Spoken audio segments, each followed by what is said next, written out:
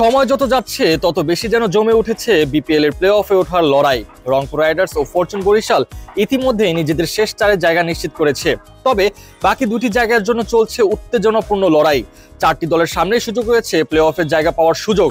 তবে তাদের পথ চলা নির্ভর করছে নিজেদের পারফরম্যান্সের পাশাপাশি অন্যান্য দলের ফলাফলের উপরও। দুর্বার রাজশাহী 12 ম্যাচে 6টি জয় তুলে নিয়ে এখন পয়েন্ট টেবিলে 3য় স্থানে রয়েছে। নিজেদের শেষ 3 ম্যাচে জিতে রাজশাহী কার্যত তাদের কাজ শেষ করেছে। এখন তাদের প্লে অফের ভাগ্য নির্ভর করছে অন্য দলগুলোর উপর। অন্যদিকে চিটাগাং কিংসের সামনেও প্লে অফে যাওয়ার ভালো সুযোগ রয়েছে। রংপুর রাইডার্সের বিপক্ষে তাদের পরবর্তী ম্যাচটি তাদের জন্য খুব গুরুত্বপূর্ণ। যদি রংপুর এই ম্যাচ জিতে তবে রংপুর ও বরিশাল 2টি দলই প্রথম কোয়ালিফায়ারের জায়গা নিশ্চিত করবে।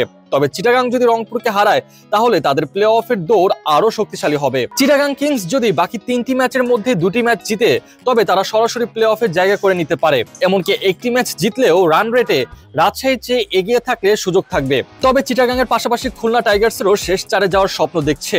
10 ম্যাচে 8 পয়েন্ট নিয়ে খুলনা টাইগার্স 5ম স্থানে আছে। পরবর্তী 2টি ম্যাচের জয় তাদের প্লে অফ নিশ্চিত করবে। তবে একটি ম্যাচ জিতলেও সম্ভাবনা থাকবে। সেক্ষেত্রে চিটাগাংকে তাদের বাকি 3টি ম্যাচে হেরে যেতে হবে। ঢাকা ক্যাপিটালসের প্লে অফে ওঠার স্বপ্ন প্রায় শেষের পথে। নিজেদের বাকি 2টি ম্যাচ জেতা তাদের জন্য বাধ্যতামূলক। এর পাশাপাশি চিটাগাং ও খুলনার সব ম্যাচে হার কামনা করতে হবে। এমনকি এসব শর্তপূর্ণ হলেও ঢাকাকে রান রেটে রাজশাহী ও চিটাগাং এর চেয়েও এগিয়ে থাকতে হবে। ফলে তাদের সম্ভাবনা অনেকটাই ক্ষীণ। বিপিএল এর লিগ পর্বে আর মাত্র 6টি ম্যাচ বাকি।